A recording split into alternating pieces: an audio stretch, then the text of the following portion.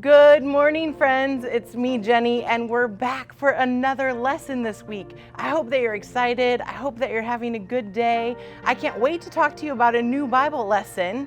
And so I hope that for at least a few minutes, you can sit down with me and make sure that you have your listening ears on, and we are going to get started. I wanted to tell you about our memory verse for this month.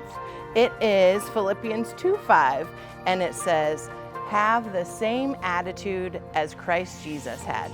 And you can have your parents write it down and they can help you memorize it this month. It's a good one.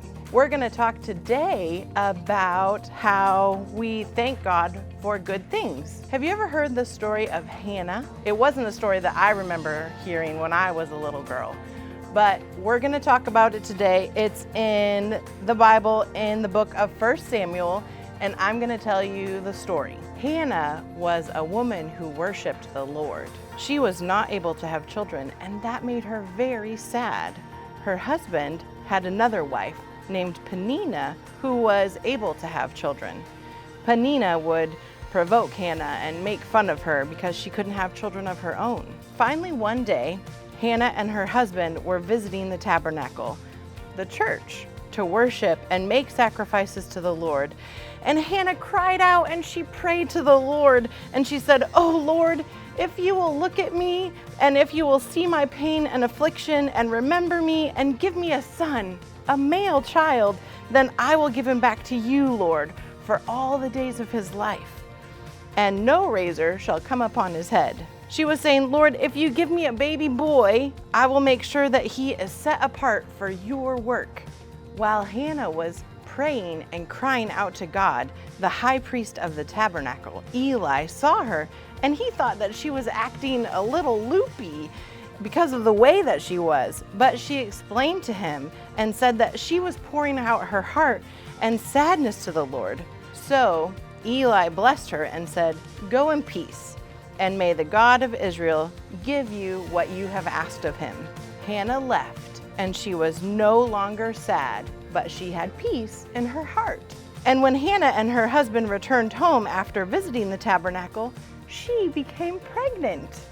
And after 9 months, she gave birth to a baby boy who she named Samuel. Can you imagine how happy she was?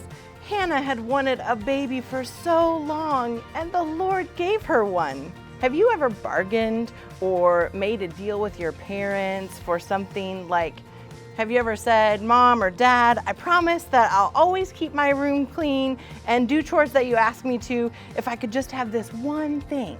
I always wanted a pony, but we didn't have anywhere to keep one. I tried to get one, but my parents would never let me. But regardless, there's all kinds of things that we want when we're kids, and we have to ask our parents or our grandparents or the adults to help us sometimes. But I tell you what, it's easy once we get the thing that we want to forget the deal we made to get it, right? I mean, sometimes that happens. But Hannah did not forget her promise to the Lord. She loved and took care of her son Samuel, and then when he could walk and eat on his own, and when he was big enough to sleep by himself at night, she took him to Eli, the high priest at the tabernacle, the one who had blessed her. And she said, "I'm the one who cried out to God for a son, and here he is. He is set apart for the Lord." And Hannah left Samuel, her only son, with Eli, so that Samuel could serve the Lord. And Hannah left praising the Lord for the good gift that he had given her. Her heart's desire was to have a son, and she was so thankful. Today, friends, your challenge is to make a list of a few things that you are thankful for that God has given you.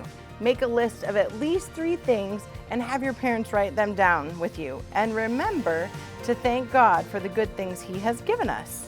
Thank you for listening today so that I could tell you the story about Hannah and her son Samuel. I'm so glad that you were with us today. We'll see you in a couple of days and we'll continue our lesson. But bye for now. Have a great day.